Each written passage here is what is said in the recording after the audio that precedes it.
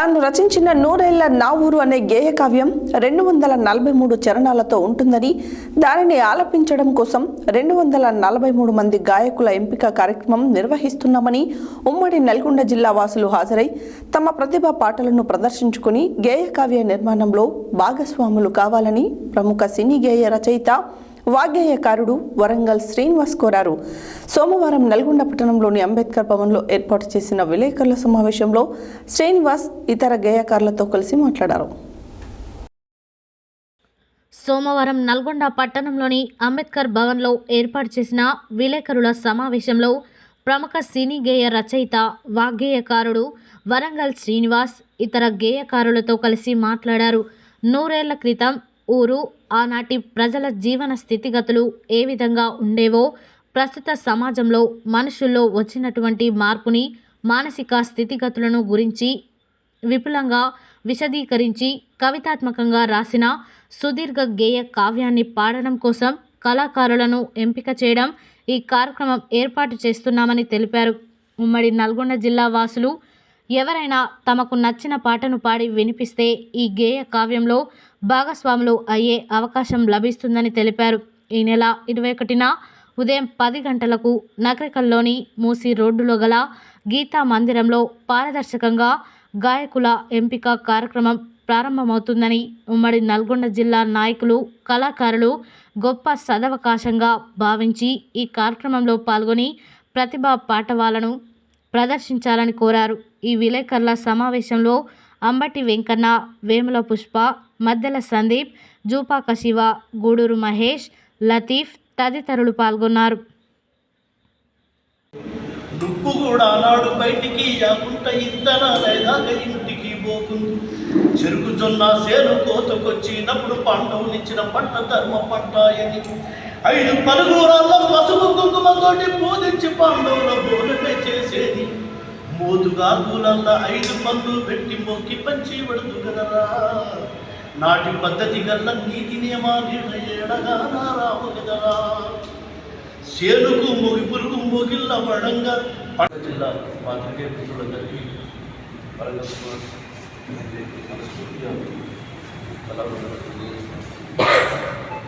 100 సంవత్సరాల పూర్వం మానవుడు ఎట్లా జీవించాడు, అప్పటి సంస్కృతి, అప్పటి సాంప్రదాయాలు, అప్పటి కట్టుబాట్లు, అప్పటి స్త్రీల పట్ల గౌరవ మర్యాదలు, అప్పటి యాస, అప్పటి భాషలు, అప్పటి 16 రోజుల పెళ్లిళ్ళ తంతు ఎట్లా ఉంటుంది.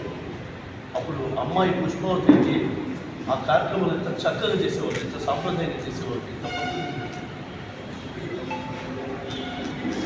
పడుకలంతా ఎట్లా ఉంటుంది.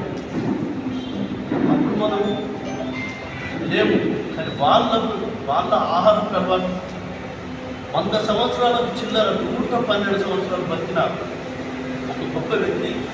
ఆయన 105 సంవత్సరాలు బతుకున్నాడు. ఎనకటి కలనప్పినాదో నా పల్లె ఎదుగాని తీరైనాదో, ఓయమ్మ నా పల్లెసీమ ఈనాడు ఎందుకింత చిన్నబోయే.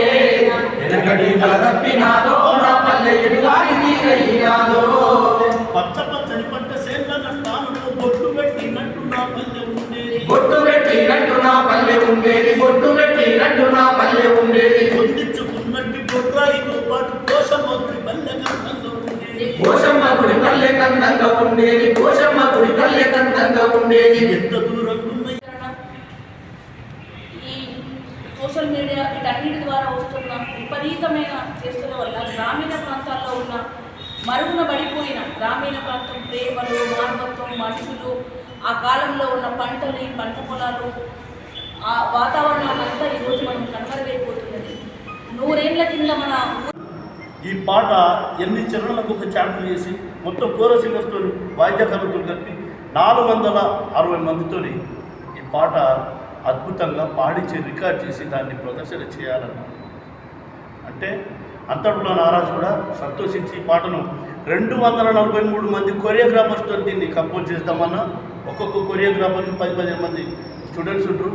అంత వేల సంఖ్యలో దీన్ని చేద్దామంటే వాళ్ళు చెప్పిన దాన్ని బట్టి ఉమ్మడి వరంగల్ జిల్లా, కరీంనగర్ జిల్లా, మెదక్, మహబూబ్నగర్కి వచ్చిన ఇక్కడ మా ఆడబిడ్డ పుష్పక్క దగ్గరికి, అన్న అంబటి వెంకన్న దగ్గరికి వచ్చిన వరంగల్ జిల్లా మట్టి ఒడిలో పుట్టి 20 సంవత్సరాల క్రితమే ఒక ఒక 100 ఏళ్ళ క్రితం ఉన్నటువంటి పల్లె చరిత్రను తన కలం ద్వారా రాసి బలంగా ప్రజల్లోకి తీసుకుపోయి తెలంగాణ స్వతంత్ర ఉద్యమంలో ఓ ప్రధాన భూమిక పోషించే విధంగా ఆ పాటను కీలకంగా ప్రజల్లోకి తీసుకువెళ్ళినటువంటి వరంగల్ సీనన్న ఆ పాటను 243 చరణాలుగా అయితే అప్పుడున్నారో ఆ గొంతులు అవన్నీ చూసుకొని వాళ్ళని ఎంపిక చేసుకున్నటువంటి అంశం కోసం ఇక్కడ ఈ ప్రెస్ మీట్ ఏర్పాటు చేయడం జరిగింది. ఈ ప్రెస్ మీట్లో రచయిత వరంగల్ శ్రీనివాస్తో పాటు వేముల పుష్ప, తెలంగాణ ఉద్యమ గాయని, అదేవిధంగా మధ్యల సందీప్, తెలంగాణ ఉద్యమంలో అలుగులేకుండా పనిచేసిన కళాకారులు, అదేవిధంగా గతి జూపాక శివ మంచి అద్భుతమైనటువంటి గాయకులు.